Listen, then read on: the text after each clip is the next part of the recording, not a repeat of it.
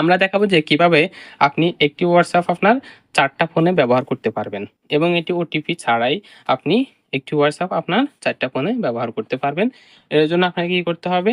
Just হোয়াটসঅ্যাপে আসতে হবে। আপনার হোয়াটসঅ্যাপ বিজনেস হোক অথবা হোয়াটসঅ্যাপ নরমাল হোক, হোয়াটসঅ্যাপে আসবেন। আসার পরে এখানে উপরে একেবারে উপরে 3 ডট অর্থাৎ সেটিংস এর বা মেনু আপনি দেখতে পাচ্ছেন।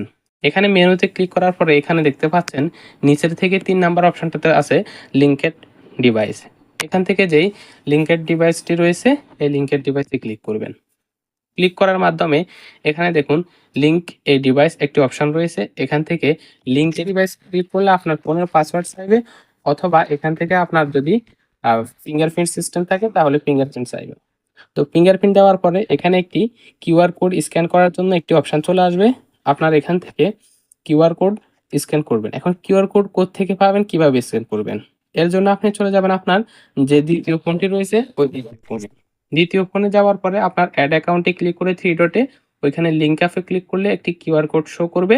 সেখান থেকে কিউআর কোডটি স্ক্যান করে নিলেই আপনি কিন্তু এখানে কিউআর কোডটি স্ক্যান করলে আপনার এই অ্যাকাউন্টে যতগুলো চ্যাট অথবা যাই কিছু আছে সবগুলো কিন্তু দ্বিতীয় ফোনটাতে চলে আসবে। একইভাবে আপনি এভাবে এই ফোনের মধ্যে যেভাবে হোয়াটসঅ্যাপটা ব্যবহার করতে পারবেন, একইভাবে আপনি আপনার দ্বিতীয় ফোন, তৃতীয় এবং চতুর্থ ফোনেও হোয়াটসঅ্যাপটা ব্যবহার করতে পারবেন।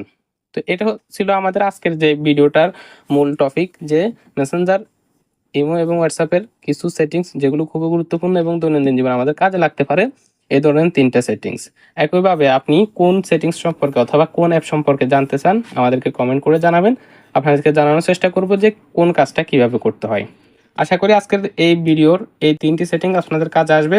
যদি কাজে এসে থাকে তাহলে অবশ্যই চ্যানেলটিকে সাবস্ক্রাইব করে দিবেন এবং ভিডিওতে অবশ্যই একটা লাইক করে দিবেন যেন ভিডিওটা অন্যদের কাছে পৌঁছে যায়। বন্ধু-বান্ধব সবার কাছে ভিডিওটা শেয়ার করে দিবেন।